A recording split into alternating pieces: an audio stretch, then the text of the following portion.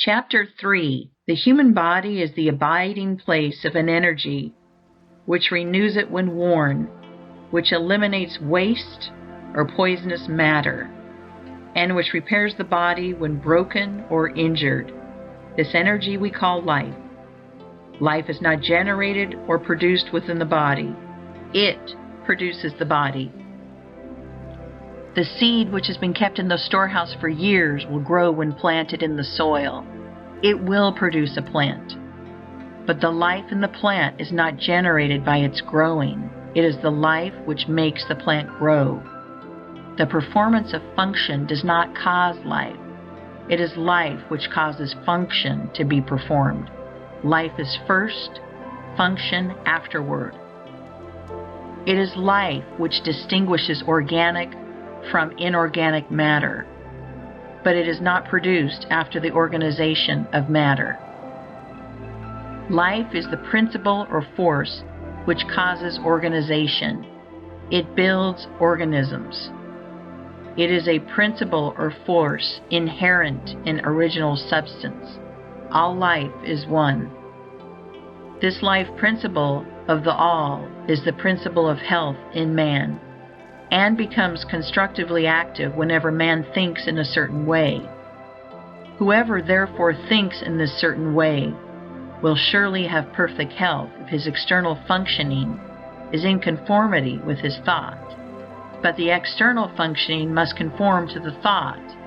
Man cannot hope to be well by thinking health if he eats, drinks, breathes, and sleeps like a sick man. The universal life principle, then, is the principle of health in man.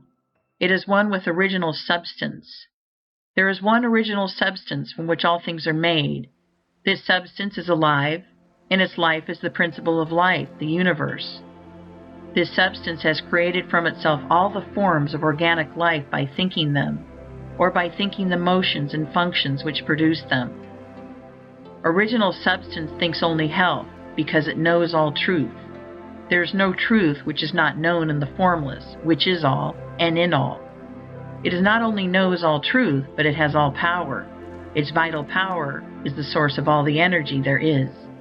A conscious life which knows all truth and which has all power cannot go wrong or perform function imperfectly, knowing all it knows. Too much to go wrong, and so the formless cannot be diseased or think disease. Man is a form of this original substance and has a separate consciousness of his own, but his consciousness is limited and therefore imperfect. By reason of his limited knowledge, man can and does think wrongly, and so he causes perverted and imperfect functioning in his own body. Man has not known too much to go wrong. The diseased or imperfect functioning may not instantly result from an imperfect thought, but it is bound to come if the thought becomes habitual. Any thought continuously held by man tends to the establishment of the corresponding condition in his body. Also, man has failed to learn how to perform the voluntary functions of his life in a healthy way. He does not know when, what, and how to eat. He knows little about breathing and less about sleep.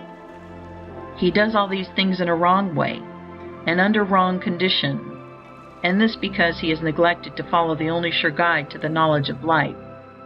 He has tried to live by logic rather than by instinct. He has made living a matter of art and not of nature, and he has gone wrong. His only remedy is to begin to go right, and this he can surely do. It is the work of this book to teach the whole truth, so that the man who reads it shall know too much to go wrong. The thoughts of disease produce the forms of disease. Man must learn to think health and being original substance, which takes the form of its thought. He will become the form of health and manifest perfect health and all his functioning. The people who were healed by touching the bones of the saint were really healed by thinking in a certain way, and not by any power emanating from the relics.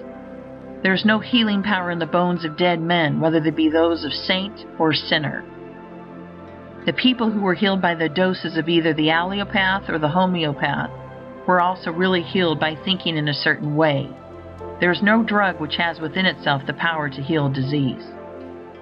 The people who have been healed by prayers and affirmations were also healed by thinking in a certain way. There is no curative power in strings of words. All the sick who have been healed by whatsoever system have thought in a certain way, and a little examination will show us what this way is. The two essentials of the way are faith and a personal application of the faith.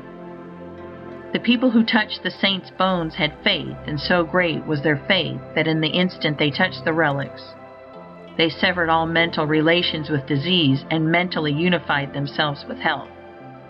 This change of mind was accompanied by an intense devotional feeling which penetrated to the deepest recesses of their souls, and so aroused the principle of health to powerful action. By faith they claimed that they were healed or appropriated health to themselves, and in full faith they ceased to think of themselves in connection with disease and thought of themselves only in connection with health. These are the two essentials to thinking in the certain way which will make you well. First, claim or appropriate health by faith, and second, sever all mental relations with disease and enter into mental relations with health.